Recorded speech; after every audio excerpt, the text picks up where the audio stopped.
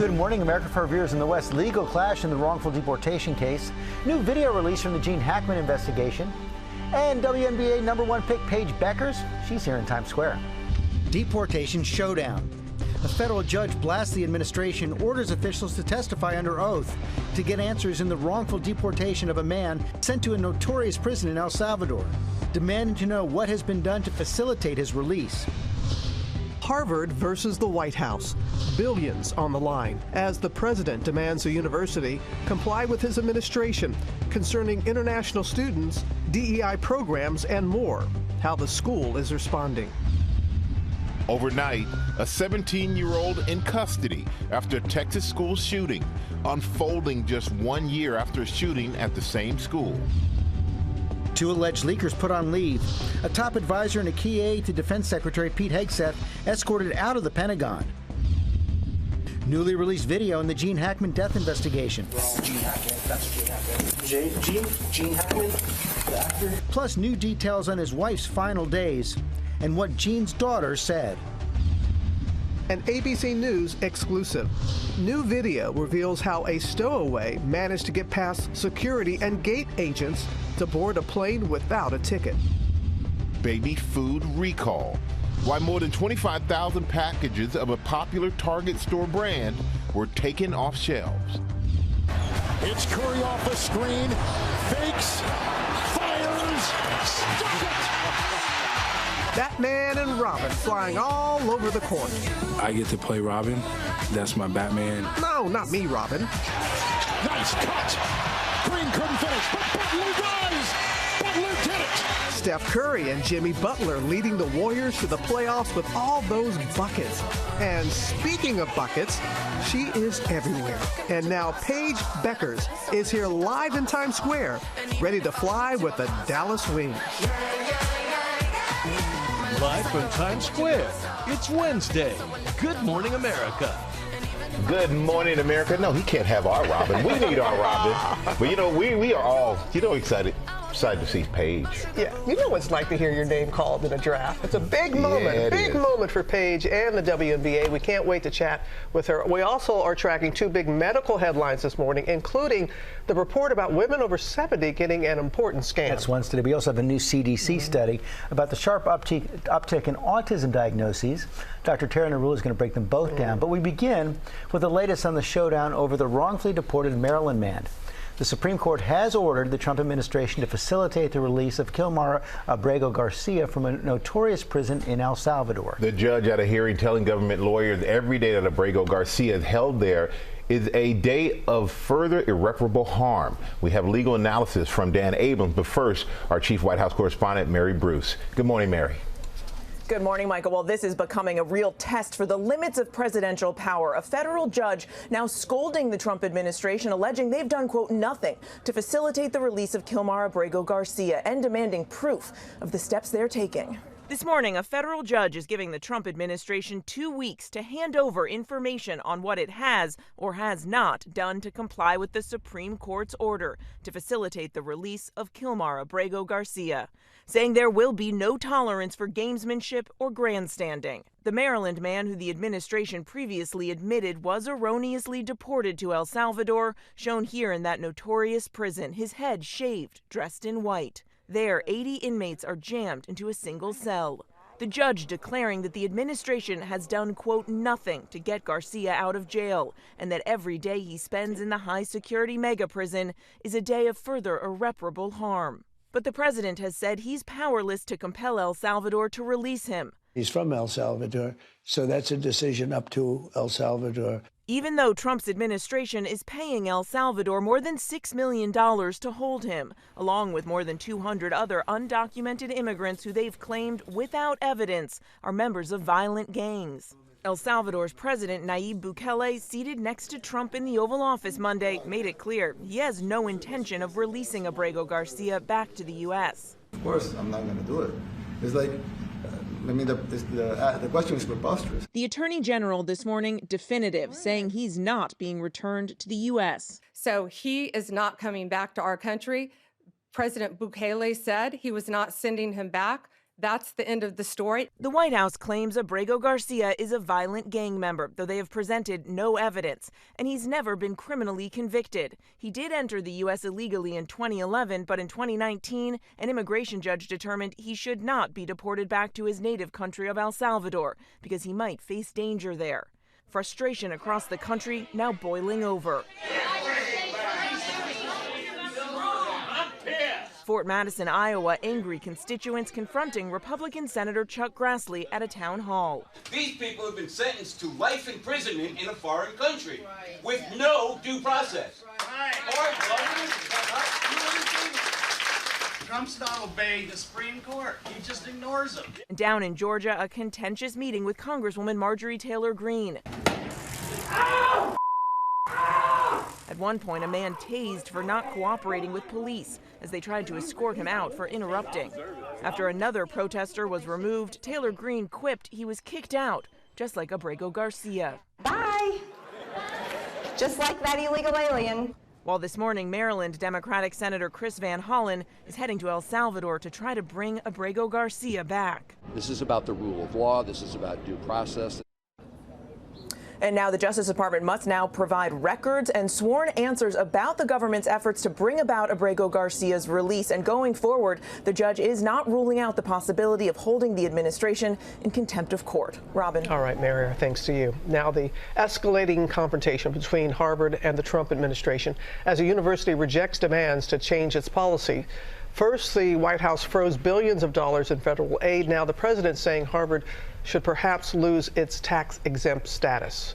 Will Reed is in Cambridge with the latest. Good morning, Will. Hey, good morning, Robin. Just this morning, President Trump going off against Harvard on social media, intensifying his rhetoric against the university, criticizing its faculty and hiring practices, saying that Harvard has lost its way, and again calling for Harvard to lose its federal funding. This, as he has already called for it to lose its tax-exempt status.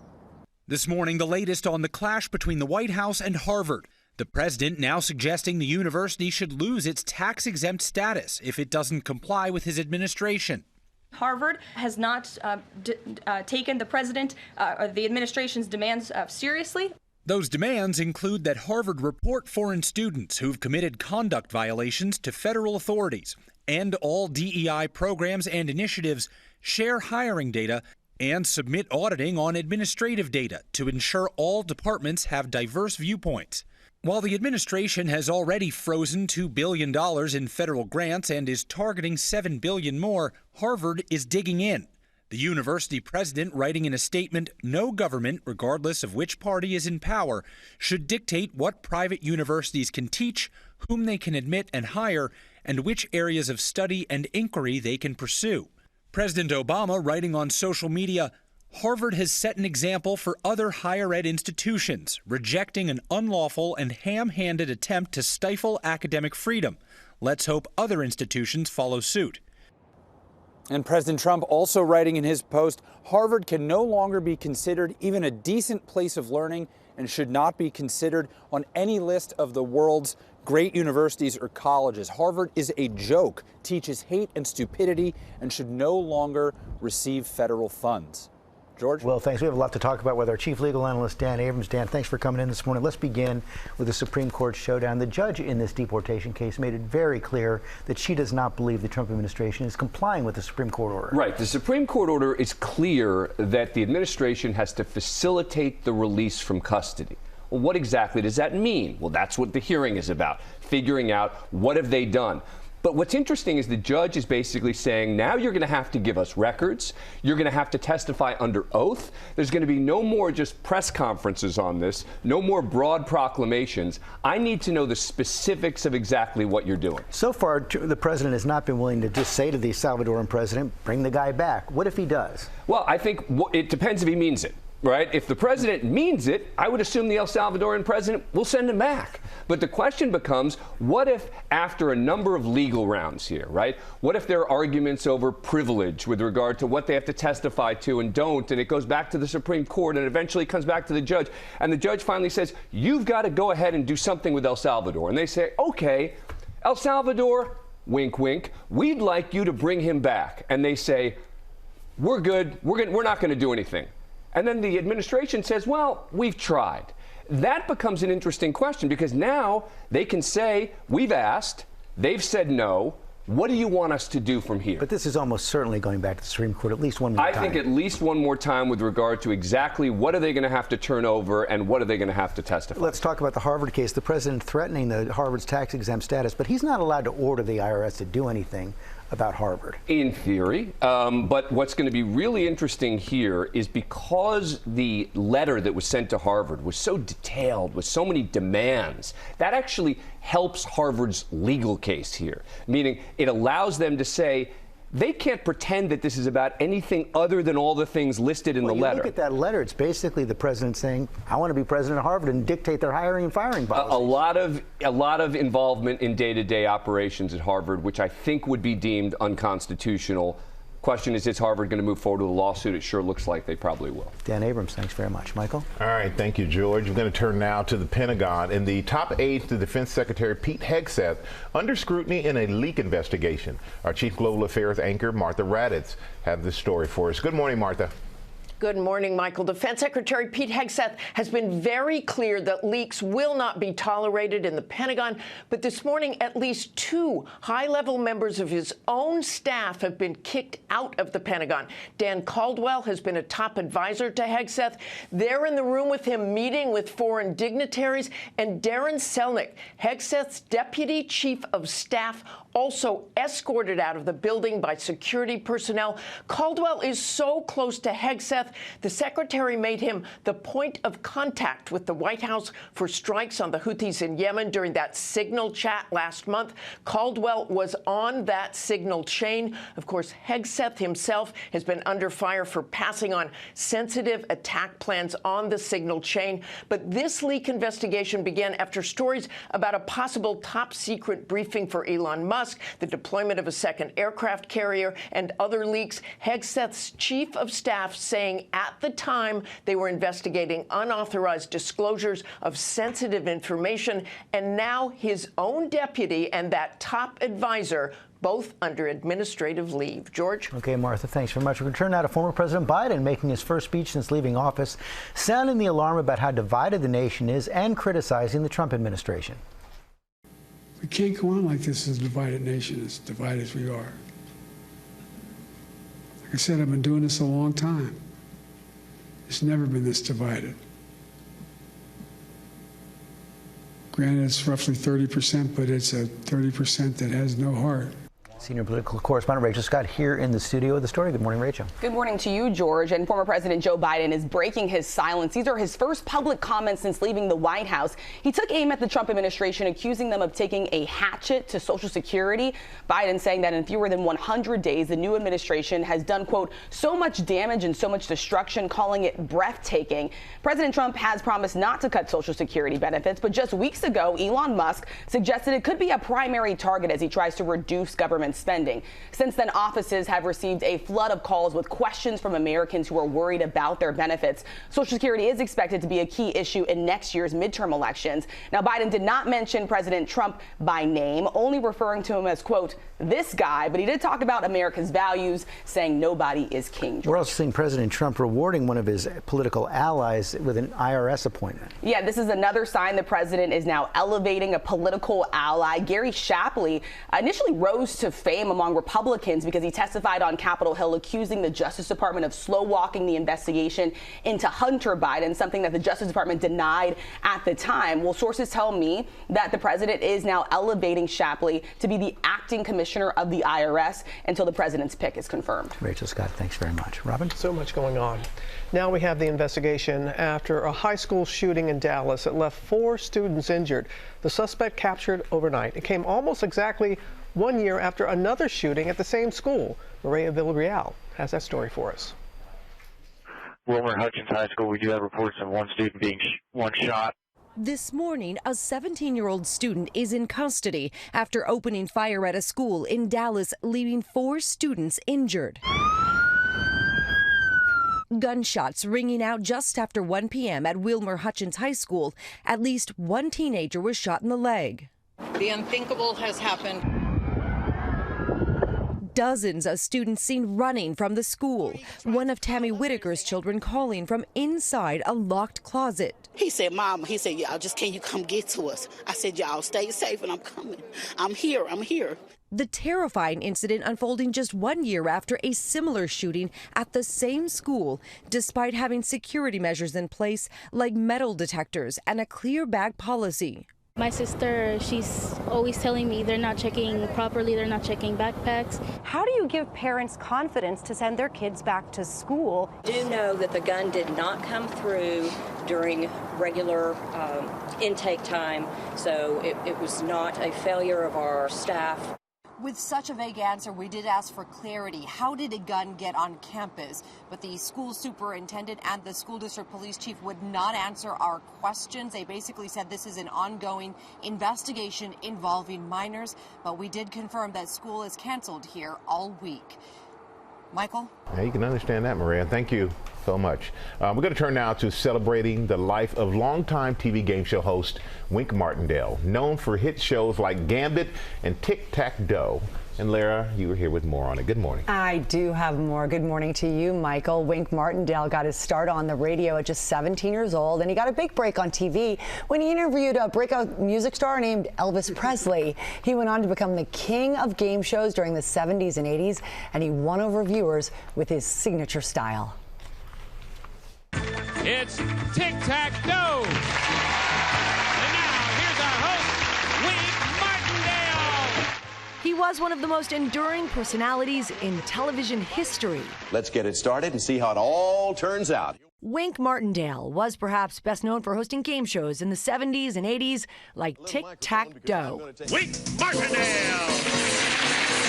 Thank you very much, Kenny Williams. Good morning, everybody. He also hosted Gambit, which featured rules similar to blackjack. We take the Lakers back to the big board. Here we go. Throughout his 74-year-long career, Wink either hosted or produced more than 20 different game shows. This was our big winner on Tic-Tac-Doe, Tom McKee. He took ABC inside his home back in 2013 and opened up about why he thinks game shows endure the test of time. People love to sit at home in their den and become the geniuses that they think they are. Oh, Jeopardy, I could do that. Sure. Try it sometime. The legendary host was inducted into the Game Show Hall of Fame in 2006. Wink Martindale had his family by his side when he passed away at home in California. He was 91 years old. And Wink used to say he learned a very important lesson from an early failure that he reminded himself often when he was producing or hosting a winning game show, and that was simple. Actually, it was KISS. Keep it simple, stupid. I thought that was funny. I also found out, I did not know, his real name was not Wink, it was Winston. Nicknamed as a kid. He said it served him well, though, the name. Perfect for a game show. Perfect game show name. Lara, thanks very much. Coming up, Aaron Katersky has an exclusive of the woman who stowed away on a transatlantic flight. Hey, Aaron. Hey, George, we have the video that shows the moment Svetlana Dali became a stowaway, and we'll show it to you coming up. All right, Aaron. Also, Dr. Tara Narula is here breaking down the new CDC report, finding that the rates of autism diagnoses are rising. Plus, new at 7:30, the massive baby food recall. Stay right there. We'll be right back.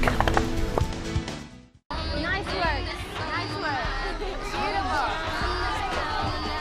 Back here on GMA, a show-stopping moment when Rihanna ruled the Met Gala carpet in 2015. Her partner, A$AP Rocky, is a co-chair of the gala this year. And later, we have an exclusive first look at Vogue's Met Gala issue. That is coming up. Looking forward to that. First new at 7:30. We are learning that some 22,000 IRS employees have reportedly accepted the administration's latest buyout offer.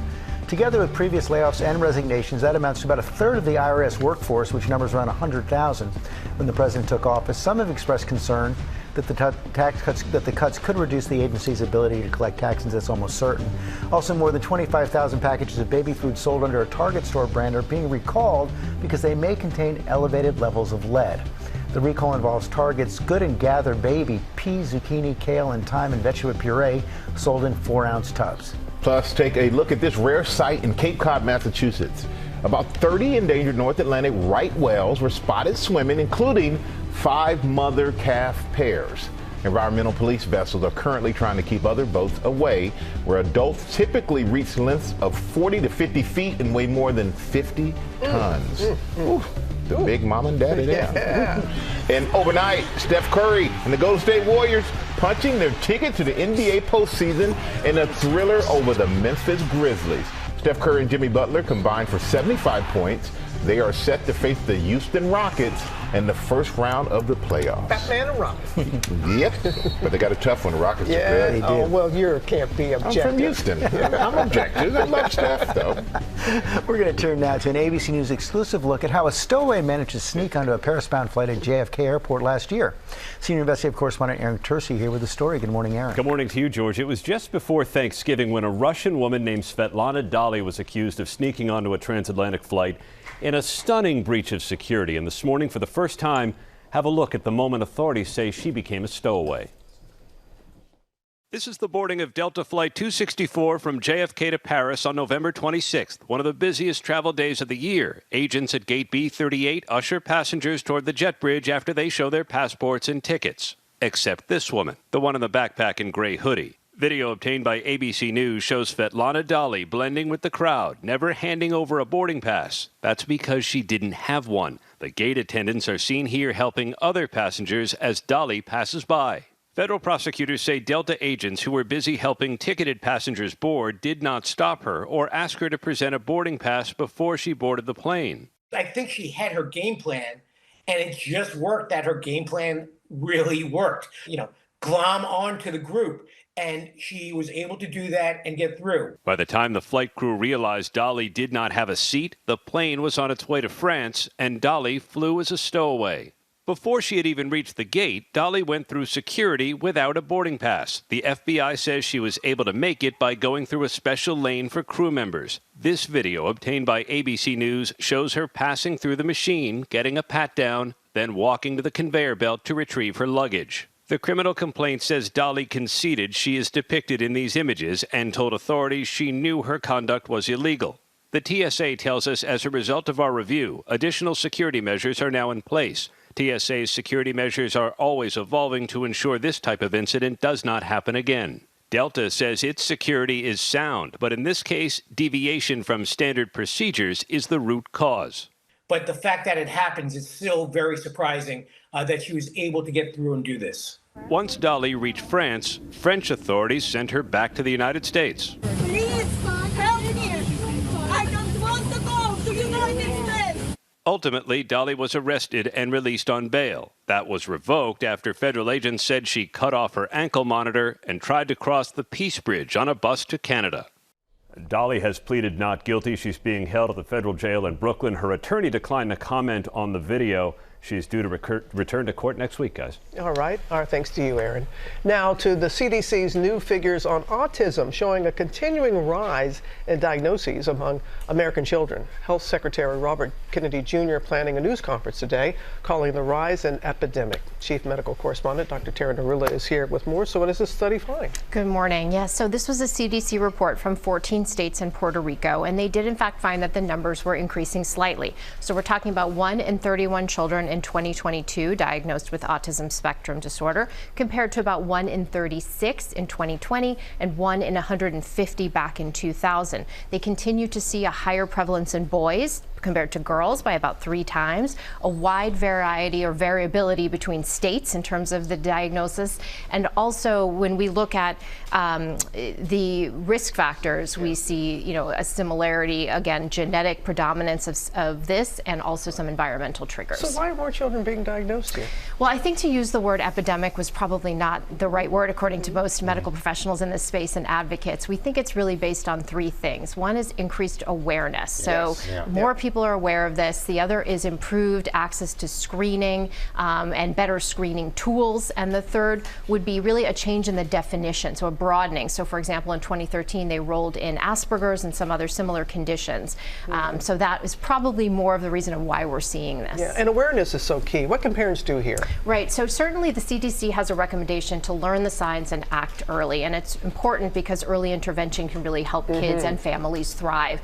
And so they have a milestone tracker tracker that you can download as an app to look at the developmental signs that a kid might be having and make sure they're on target. You can speak to your doctor, your pediatrician. You can get a referral to a specialist. Every state has an early intervention program that you can call without a referral and get access potentially to free screening and also services if your child qualifies. And if your child is over the age of 3, you can call your local public elementary school. But again, this is a spectrum, so there's some kids that are going to be more mild in terms of their services that they might need, and some that may be more severe. In fact, in this report, they found that less than 40% had some form of intellectual disability. So it really is a broad spectrum of what we see in Less kids. than 40%. Less than 40%, yes. All right, Doc. Yes. Thank you. Thank you. Always got great information for us. We appreciate you. Thank you. Now, with new details on the investigation into the death of actor Gene Hackman, including newly released video. Trevor Ault is here with the details. Good morning again, Trevor. Good morning, Michael. And this was such a mystery for investigators. We have now received a trove of new information. It includes details on what Betsy Hackman was searching for before she died and the first-person view of the officers as they found the couple dead at home. Gene Hackman. That's Gene Hackman. Gene Hackman, the actor. This morning, just released body camera and surveillance video from the death investigation of Gene Hackman and his wife Betsy, giving fresh insight into their final days. So I think this is where he was sleeping. Deputies going room to room after being called to clear their Santa Fe home in February. Two totally separate areas. No, it's strange. Discovering the couple and one of their dogs all deceased. He's down. He's been down for a while. Gene in the mudroom, Betsy in the bathroom. He's guarding her. Her German Shepherd by her side. The Hackmans had been dead for quite some time. We got to figure out why and what, because I mean, everything was locked up. There was no signs of forced entry. There's obviously no initial signs of trauma. The officers learning the maintenance worker who called for help hadn't heard from the couple for 2 weeks. And Gene's daughters, Elizabeth and Leslie, overheard on the phone saying it had been even longer for them. What we are trying to find out is who the last person was that had contact with your parents. Are there any text messages between you guys or anything like that? No, we haven't had contact with them lately. Just like an estimate, has it been weeks or months? Months. And we're now seeing some of the moments Betsy was seen in public. This surveillance footage from a CVS pharmacy in Santa Fe. Betsy wearing a mask. According to a report obtained by ABC News, Betsy believed she had COVID. She said she'd canceled a medical appointment, and her browsing history showed she'd searched whether COVID could cause nosebleeds and dizziness. Those are both possible symptoms of what officials say actually killed her, the rare disease hantavirus, which can be transmitted from rodents. And the report claims the Hackman's garages contain several indicators of a heavy rodent presence, though none were found in the main house. Investigators believe Gene Hackman died from heart disease and complications of Alzheimer's a week after his wife passed.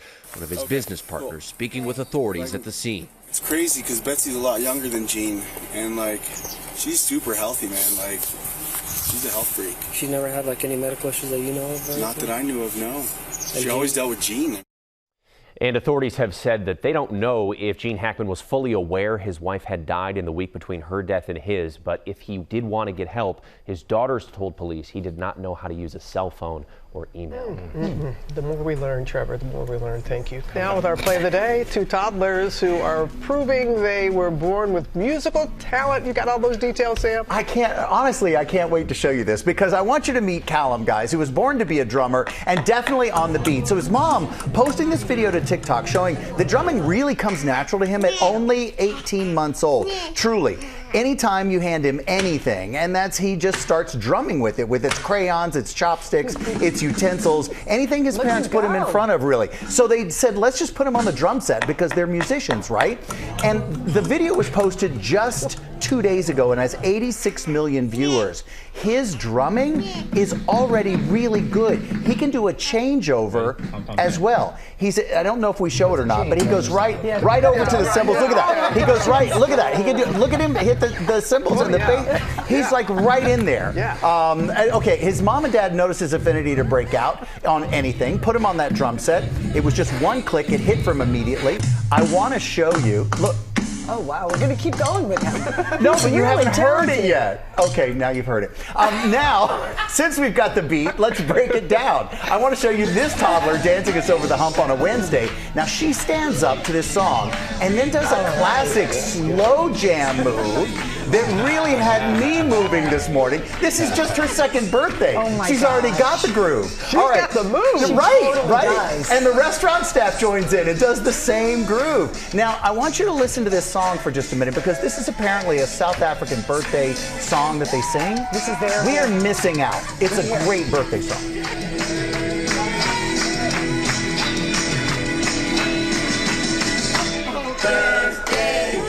Okay. So neither one of those were perfectly edited. I'll work on that the next time because the song that I wanted you to hear was not birthday. Wow, it really Sam, is much better. Yeah, that's an amazing song, Sam. You oversold it just a little bit. Just a little bit you oversold it. But thank you. That's the play of the Love day, the your overselling. enthusiasm. Love your enthusiasm. Pay for effort, Sammy. Thank you. All You right, tried, then. man. Okay. Don't let him bring you down. See, I enjoyed it. Made my day, That's buddy. right. Just like that orange shirt, brightening up the day. I need your attention right now. I'm with you. I'm with you. Coming up, Paige Becker. Ooh. Pick in the WNBA draft is here to tell us all about that big moment and much more. And we got a new series in our home, meeting a family that has creative ways to make ends meet. So come on back to GMA on this Wednesday. Apologize.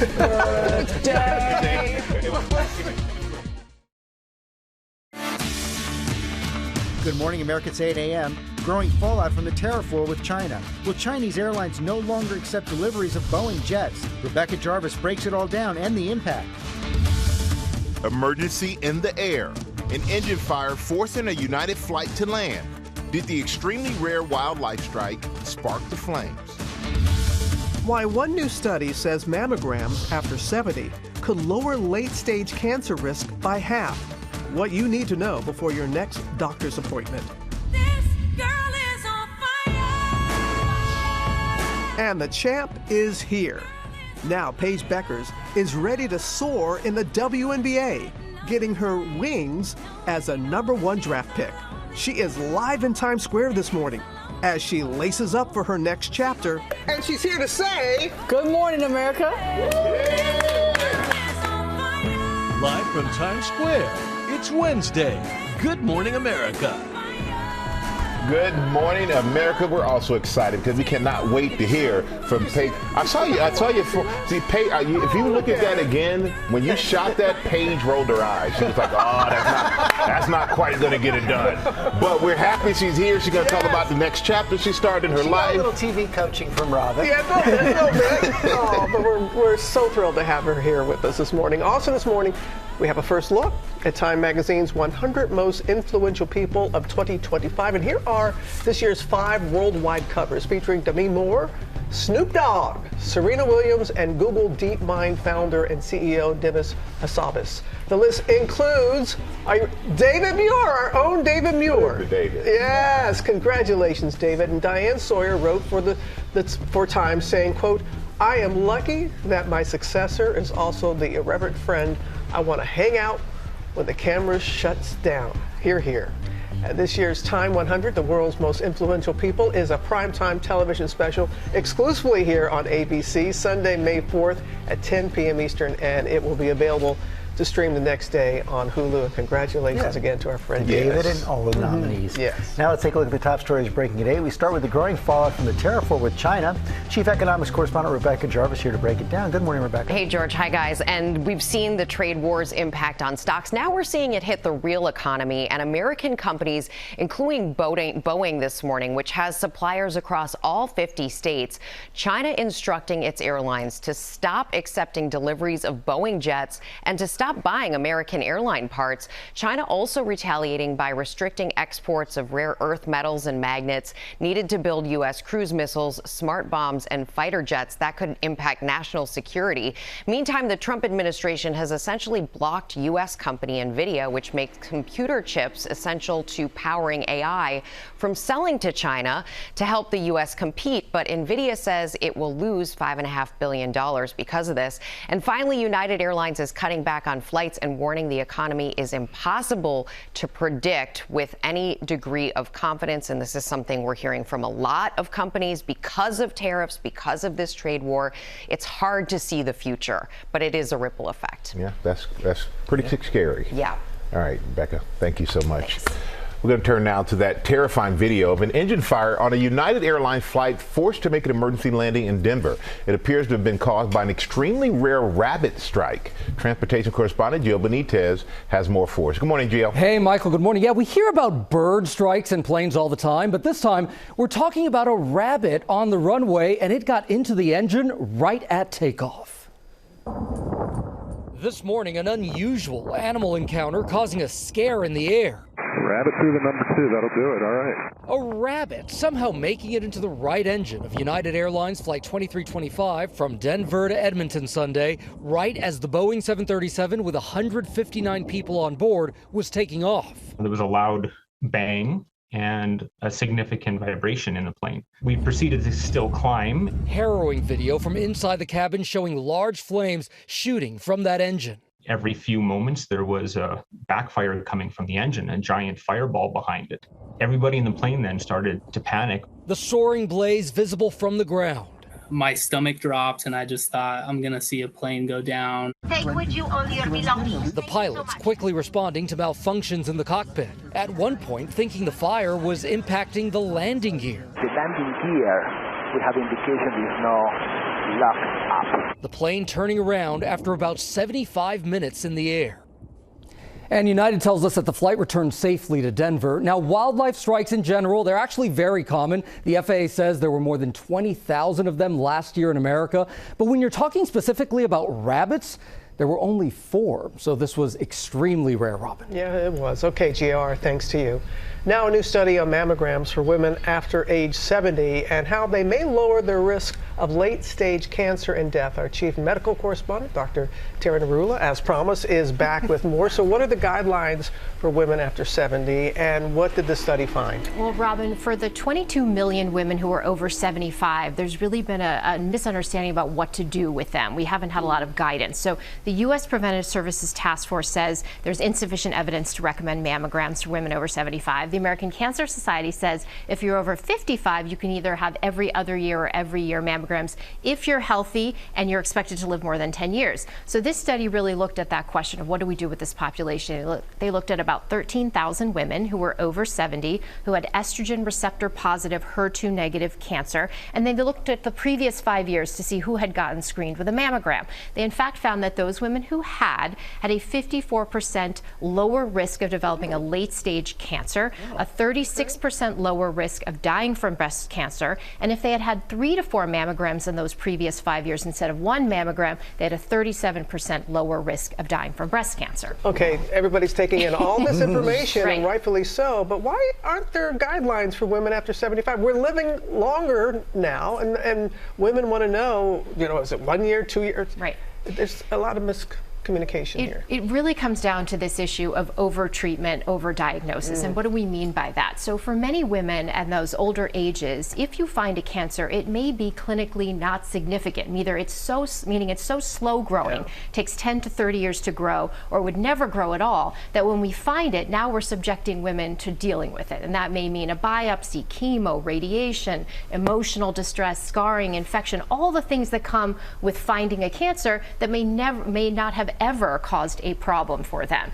And so that's where the question really comes in, and it has to be really a shared decision-making experience with the doctor and the woman to discuss, what does this mean for my quality of life? What do I want to do? The hope is that at some point in the future, we're really able to better analyze those tumors to say, this is one that would really be clinically silent, and this is one that we could treat with maybe hormones or just watch. This is one that we need to take out, right? And so we are seeing that with precision medicine, with personalized medicine, and hopefully we will get there. We're not there yet. So for now, it's really that conversation. It is a conversation. Having gone through breast cancer, women reach out to me all the time, and older women, and some want to go through with the treatment, and there are some who say, no, I'm good. Exactly. And it is a personal choice, but you should really consult with your physician. No, percentages are significant. Yes, they are. They are, and they would make you say, aha, I should definitely do it. But it's just not that. That's why we have screening recommendations, because we don't just want to blanketly screen everyone, because that comes with what do you do with when you find something then. Yeah, that's it. All right. Okay, double duty from you this morning. Thank you very much, Dr. Narula. Coming up on our GMA Morning Menu, fresh off a national championship on the court and shining on stage, there she is, the #1 pick in the WNBA draft, Paige Beckers, live here in Times Square. Also ahead, our exclusive look inside Vogue's Met Gala issue and this year's dress code. Plus, day 2 of Tori Johnson's Spring Fling Deals and Steals, all about bringing the colors of the season into your look. With bargains starting at less than $15. And Larry and Sam, you're with Lori Bergamotto. Hey, guys. Yes, we are. We're getting ready to enter Lori's laboratory, where she has devised ways to avoid Easter egg shell shock. Because they're so expensive. Lori has the alternatives that you and your kids will actually love. Yep. It's coming up right here on GMA, and those are really pretty. Give them a squeeze. We'll be right back.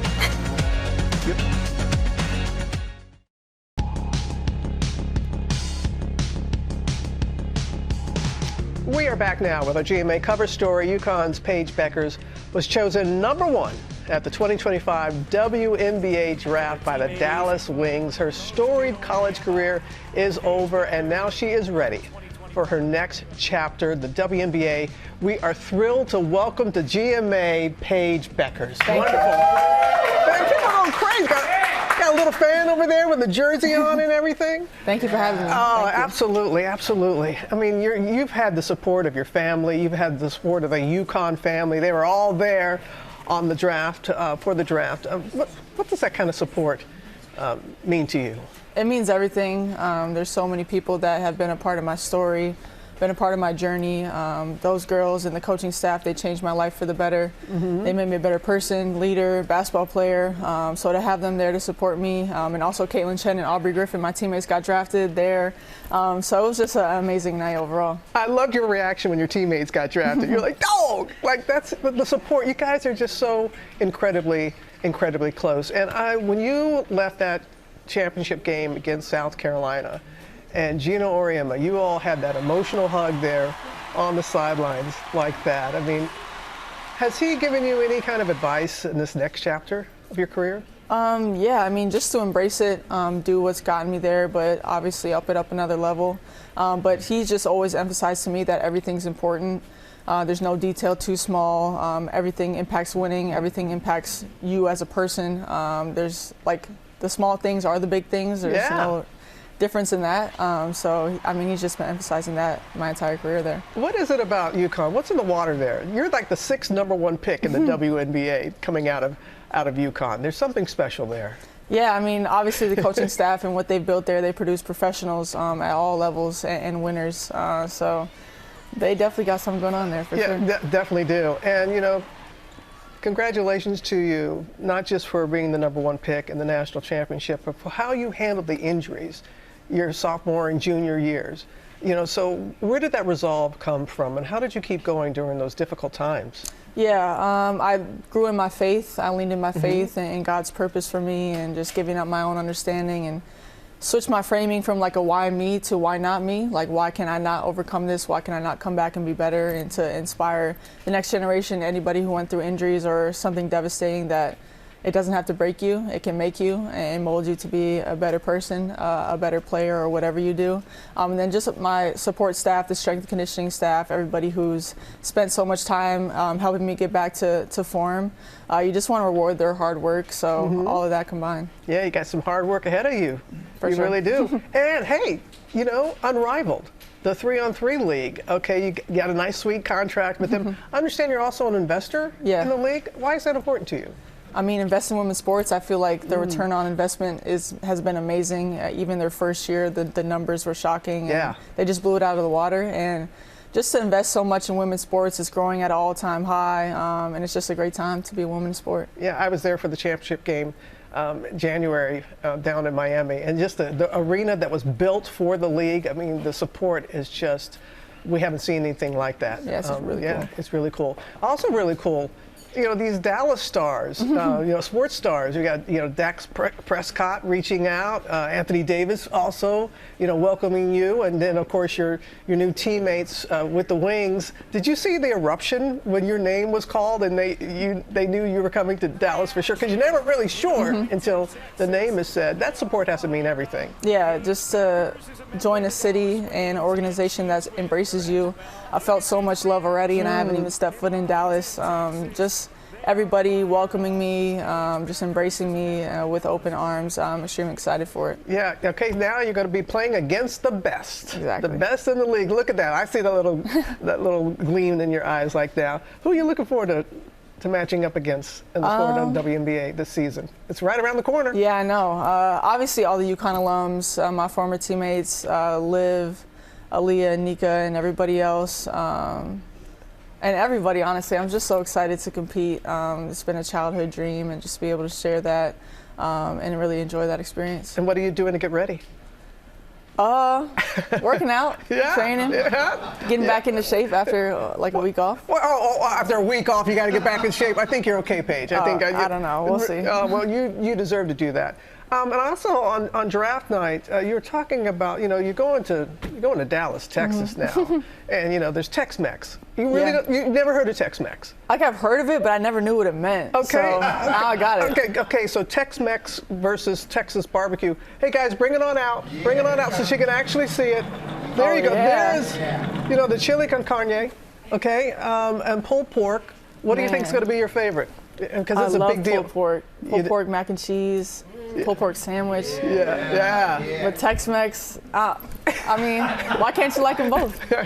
You can do whatever you want and enjoy yourself. And I'm glad you're taking a little bit of a break, and we know that you're going to be back at it as soon as you can. Thank you so much for carrying the baton and bringing the women's sport to where it is right now. As I've often said, this is not a moment, this is a movement. The way people are getting behind women's sports, and you are one of the reasons why. Thank you. Thank you, Paige. I thank you. We turn now to fashion's biggest night. The countdown is on for the 2025 Met Gala, and who better to cover it than Deb Roberts? She has an exclusive look inside Vogue's highly anticipated Met Gala issue, which looks spectacular, Deb. Oh, Lara. This is the Oscars of the fashion world. Vogue magazine organizes the Met Gala, usually around a provocative theme. And this year is no different. It's also history-making. It's become fashion's biggest night, the Met Gala, where hot stars strut their style on New York's famed Metropolitan Museum steps. This year's dress code, superfine, tailoring black style, breaking new ground. The theme is really about Black dandyism and how Black men have used fashion throughout years, throughout history, both as like a form of expression, a form of joy, but also like a tool to move through society. Dandyism and how it will be interpreted has the fashion world buzzing. It's the first time in history that the event's co-chairs are all Black men. Actor Coleman Domingo, musicians Pharrell Williams and A$AP Rocky, and F1 driver Lewis Hamilton, each gracing a version of Vogue magazine's May issue. We worked with some incredible Black photographers and stylists on this. Each cover coincides with a profile, really getting to know these men and their relationship to fashion and, what it means to them to be co-chairing the Met this year. GMA also getting exclusive behind-the-scenes access to the issue's suiting portfolio. I think dandyism is about individuality. Excellence. Freedom. Featuring Black entertainers and models in a one-of-a-kind shoot celebrating this year's theme. It's a much-anticipated hint at what to expect on that first Monday in May. From monochromatic zoot suits featuring high-waisted trousers and long coats to floral-embellished overcoats and modern takes on the classic black and white tuxedo. I hope that they're really touched and moved, by the whole production, not just the celebrity of it all, but the intention, and it's a real history lesson. Now, the gala has actually focused on menswear before, back in 2003. But of course, dandyism is so much deeper culturally, and it's going to be interesting to see how women interpret this theme. And of course, I'll be on that cover checking it out. So I want to see Vogue's Met issue hits the nationwide stands on April 29th, and you can find it on Vogue.com. I know we have to go, but we just have to know. Do you know what you're wearing? Yes, I do. Oh! That's all I'm saying. That's baby. All right, we got to go to Tori and Michael. Yep, speaking of wearing, yeah, we got some stuff over here to wear in our deals and steals, because this morning, Tori Johnson has clothing and accessories, all from small businesses. Tori, good morning to you. What we got? We are starting with four-way stretch, some of the most comfortable jeans from Coco and Carmen. Feel that stretch. Feels so good. Any way you walk, it's going to move with you. We've got every single style from them in a big variety of washes. These are the ones that feel better with every wash and wear. They get even better on your body. All 50% off today from Coco and Carmen. 50%? Then to go with those jeans, you need some shoes. We've got these from Atrax. So if you want fit, feel, and function that's really designed for just ultimate comfort, feel soft. Lightweight. They're incredibly lightweight. They're also designed for people with any kind of foot problems. So whether it's plantar fasciitis or heel and foot pain, these are the shoes that you want to be wearing, because we've got a huge variety from sandals, slip-ons, sneakers. The men's versions are all online as well. Everything from Atrax today, slashed in half plus free shipping, people. Very important. Okay, now, Sterling Forever. For one of the first times ever, we have their entire Sterling Silver collection. Easy way to upgrade. Are you herringbone or paperclip? If you had to choose. I'd probably go more back in the 80s, 90s with the herringbone. With the herringbone? Yeah. I mean, it's so back now, though. It's so popular. So we've got everything from, I was trying on all these rings. They look so good, these rings. They look real. They look fabulous. All of these options just help elevate everyday basics, but they look and feel fabulous, and they start at $12 with a massive savings. America, will you marry me? There you go. There we go. Universal standard. I love an easy breezy dress. We've got a big variety. Feel how soft these are. This one right here, this is the liquid jersey fabric that feels great. One of the secrets that I love about these is that between the buttons in the chest, there's a little snap. So there's not going to be any gaping that happens. So if you want a fabulous feel on a dress, Universal standard for you. Everything today, 50% off, 11 different styles, plus free shipping. You got it. How about some peepers, our absolute favorite eyewear? We've got a big assortment. We've got sunglasses, blue light blockers, bifocal sunglasses. So this is a way to express your style and protect your eyes, because they not only look good, but anti-scratch, anti-reflective lenses, plus UV 400 protection, and Michael, up to 65% savings. They start at $11.50. You look perfect in everything. I feel like Clark Kent had the other ones. Now I got so with your peepers now, how about one of the most luxurious Alicia Adams alpaca? Grab this one here so that you can feel how soft. It is incredible. It's a mix of baby alpaca and silk. You can look fabulous, feel fabulous. These are stunning, and they are 75% off plus free shipping. All right, you get these deals on our website, goodmorningamerica.com. We will be right back on luxury here. This is great. Welcome back to GMA, live from Times Square. Welcome back, everybody. You know, Deb Roberts is back, and you have a big announcement. It's a special announcement. It's not what you're wearing to the Met Gala, but it is a special announcement, Deb. What you got for us? Because I'm not going to share that one just yet. But this one I will. I have a new book coming out, my second book. It's coming out in September. It is called Sisters Loved and Treasured: Stories of Unbreakable Bonds. And of course, I grew up with a bunch of sisters, which got me interested in this topic. And interestingly, research shows that women who have sisters see a spike in their mental health and their well-being. And that is so wonderful, but also just the journey. I wanted to explore the journey of sisterhood and what it is that makes it so special and so unbreakable, even through rough times. So I talked to more than 100 sisters, including your two sisters, Sally Ann and Dorothy, Rebecca Jarvis, Simone Swink here and her sister, my own sisters, Janet, Benita, Belinda, and Tina, my surviving sisters, Viola Davis, Shonda Rhimes. A number of people shared their stories, and they're I have to say, not only uplifting and heartwarming, but informative. Was there like a common theme a little bit with the common sisters? theme was that it can be complicated, it can be difficult, as we all know, anybody who has sisters, but there is something about that bond. And twins, your two daughters talked to me about the twin bond. There is something, and I hope, if nothing else, for sisters, and we know not all sisters get along. That's true. Some may not talk to each other. Maybe after this book, they might find the reserves to want to do that. But it's such a beautiful, beautiful lesson in connection and what it is to be a sister and why it is so meaningful. Excited about it. I'm very excited about it. It comes out in September, so you can pre-order anywhere you order your books, and I'll be back here to talk to you about it in September. It's something. You do a book, sisters talk and you communicate. If you did a book on brothers, it'd be a book of grunting. That's probably true.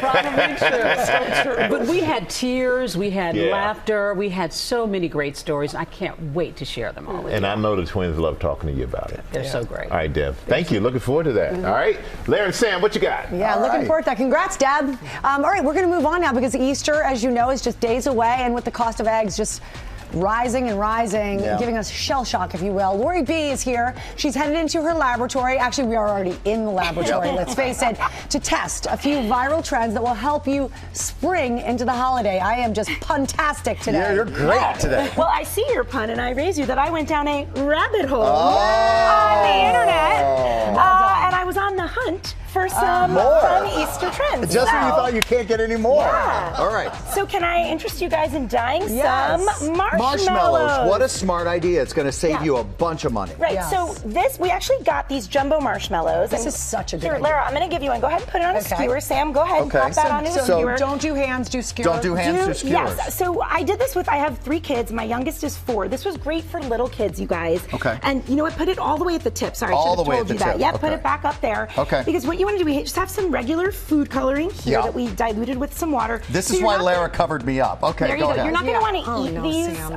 after you dye them. Yeah. These are just decorative. So go ahead and do a dip, you guys. Just a little bit. There you go. Did you have Sam a hard time getting the kids not? Because they look so yummy and cute. I didn't, because what they did was they would eat one and then dye one. That's how we got around that problem. Yeah. Okay, good. Look at Sam Champion. I didn't even really give the instruction, and he's done, and it looks great.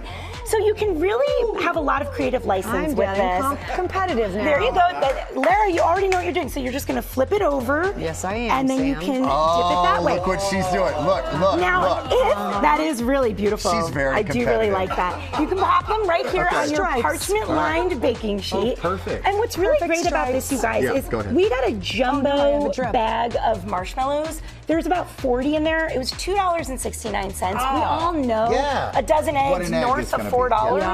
And, you know, I know that you're not going to eat these. They are decorative, but it just feels a lot better to have this be your decoration and not waste the eggs. To have them eat one. I wouldn't eat some fun too. I love this idea. This is sort of a different take on the Easter egg, using one of my favorite cookie recipes. Yes. Okay. So what you're going to do here, this is a delicious peanut butter egg. Yep. So we did a cup of peanut butter with a 1/4 cup of maple syrup. Sam is going to blend this for us. In theory, but this could go terribly. Go ahead and you put the blender in first.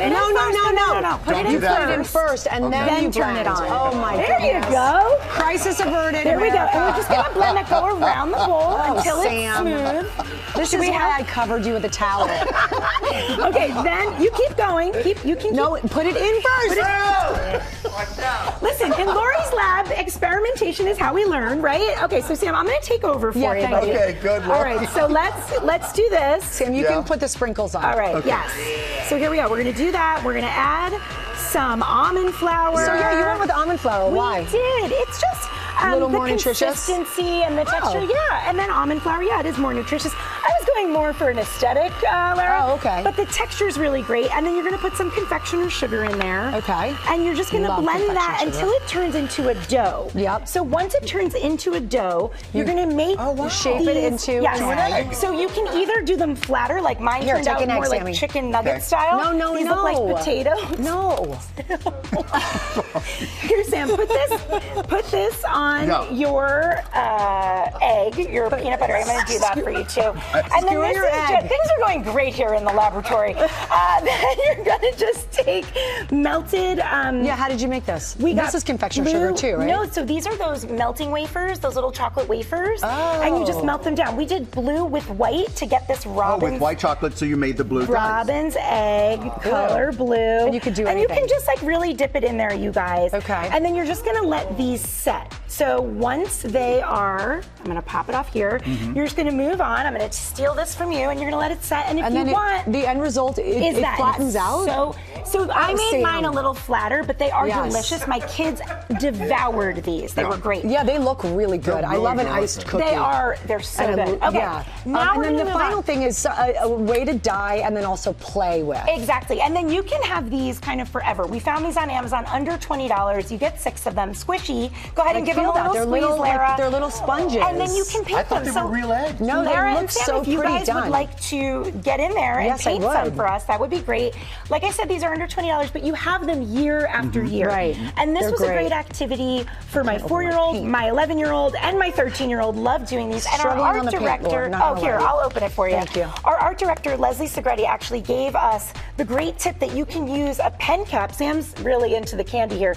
You dip it and you can dot it. Oh, that's a great idea. Much easier. Yeah. So lots of really fun ideas. Oh, I love this. Lori, thank you. Thank you for allowing us into your lab. I'm not sure we'll ever be allowed in again. Probably never invited Maybe back. tomorrow. We'll see. That was super fun, Laura. And everybody, check these out. Yeah. And when we're back in the laboratory trying viral Easter treats, we're gonna do that tomorrow? Yep. All right. So we are in fact allowed back in the lab. That's good news. We are taking a look at how the American family is evolving. It's our series In Our Home. We asked you to tell us about your families, and this morning we're going to meet the Stapletons in Tucson, Arizona, who, like so many, are getting creative to make ends meet. Welcome to our home. Come on in. The Stapletons, like so many families around the country, If you can get a Tupperware or something so we can put that leftovers away. finding ways to maintain their tight budget. I love taking leftovers to work. We eat at home primarily. We've been far more intentional in this season to make sure that we're making every penny count. We try to live as simply as we can, just learning how to be grateful for the things that we have for as long as we have them. In their Tucson, Arizona home, you can find Sarah, a stay-at-home mom, her husband Sean, who works in retail, and their 3 young sons, Hudson, Silas, and Luther. I tried to work and put one of our kids in daycare, and it ended up being, it was way too expensive. So it just felt like it makes more sense just to be at home. It just has never been cost effective for us to find childcare so that both of us can work. It just would always cancel itself out, no matter where we were at.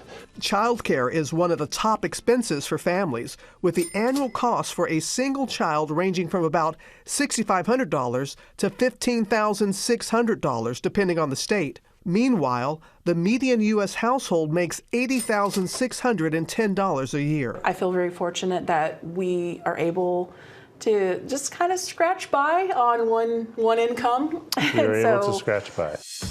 To make ends meet, Sean and Sarah creatively use low-cost activities like prepping themed home-cooked meals that stretch. Let's finish this off. Thank you, love. And starting off the day with coffee talk. I think not getting a chance to go out on a lot of dates, financially it can be expensive. We just try to take that time in the mornings to just get in each other's hearts, to just connect and just kind of slow down before it gets busy.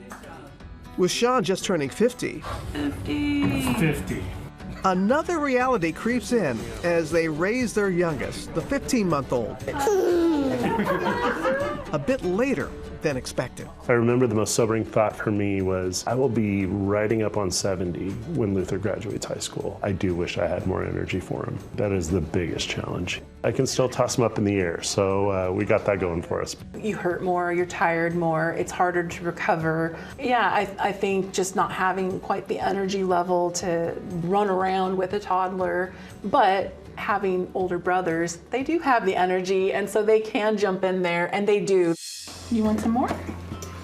This is delicious. It's around the dinner table where they feel the most connected. Dinner was really nice. It's always good to be thankful for dinner. Routinely sharing what they're grateful for over every meal. I love you guys all so much. You're all my family, and you mean everything to me. We're not rich, but we're rich in love. We really try to have like phrases and values as a family that we can keep pointing the boys back to. Even if the day is bad, there's got to be something good. I mean, we have a house. We're not starving, obviously. It's like, things are not as bad as they could be. Now, more than ever, the Stapletons proud to instill these values in their sons. We talk about world events that's going on and how we treat others and how we always have a place at the table for someone that's different than us. It's easy to be critical, but we want to put good out into the world. Just little acts of kindness that make a difference. Such a loving family. And that message that you always have something to be grateful for is such a wonderful thing to instill in their sons. Another value the Stapletons try to teach their children is not to be wasteful. They say they hold on to their cars, they hold on to their phones as long as they can, because it doesn't just save money. They say it's also good for the environment. And they're teaching them to give back to the community as well. Oh, exactly. Sarah said about her son, Hudson, that he goes around the neighborhood picking up trash. And you know what he asked for his birthday? He asked for one of those claw grabbers. So he could pick up the trash. I mean, instilling that kind of thing. Great family. Oh, really, wait for really tomorrow. Nice. Thanks, Rob. Tomorrow we've got this couple. One is a conservative Republican, the other is a liberal Democrat, and they talk about how they make it work. That's and they made it work for a long time. Long time, 40 plus years. Wow. Yeah. Wow. I love your expression, like, oh. And as I was saying before Sam interrupted me, coming up, we're going to be taking you behind the scenes of the Broadway show that's taking everyone to the upside down. Ooh, come on back. Back now with a new twist for Stranger Things. The 12-time Emmy-winning series has been adapted into a Broadway play, and Will Gans went behind the scenes. Hey, Will. Hey, you guys. Good morning. All right, get this. If you're picturing dancing demogorgons and musical mind flayers, think again. Stranger Things: The First Shadow is a play, and it acts as the official prequel to the TV series, bridging the worlds of stage and screen, and the gate to the Upside Down seems to be opening wider by the minute.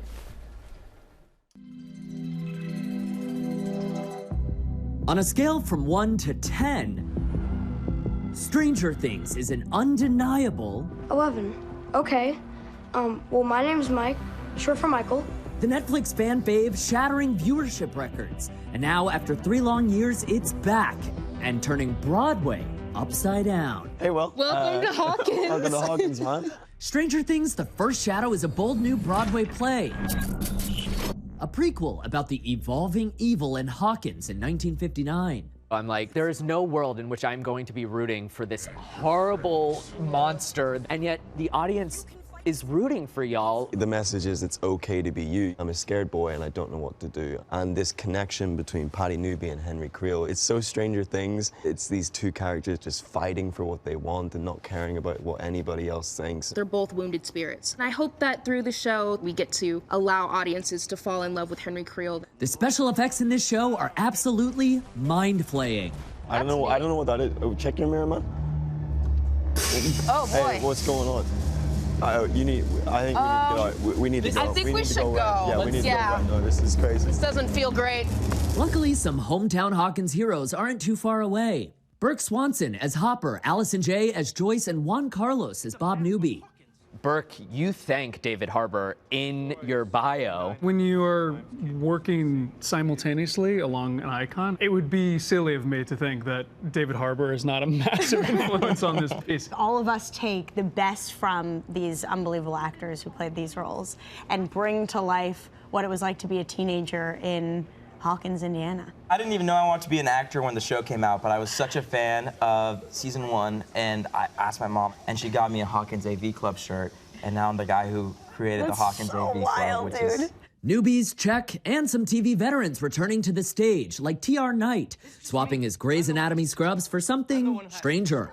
This is not about you and me. I love the blend of just the highly cutting-edge technical aspect married with some old school like sleight of hand. Every stage has been such a learning curve for me. That it's been nice to see it all come together to finally grasp it. Because it's massive. Dr. Brenner, aka Papa in the show, plays a big role in the play too. You have this incredible moment where you come out on stage, you say who your character is. That's right.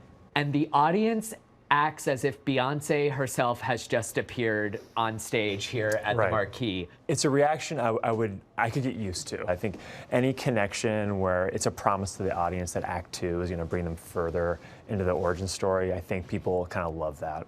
Alex also plays a role in season 5 of the TV show, but he and playwright Kate Treefryer keeping plot details locked in the Upside Down. I was working on season 5 and the play at the same time. They're so in conversation with each other. So I'm really excited for people to like consume it as a whole thing. And when asking nicely fails, bring in your bad guy bestie. You're gonna go against you. Turn around. You're gonna go. Tell me about season 5. Give me details on season 5. Never!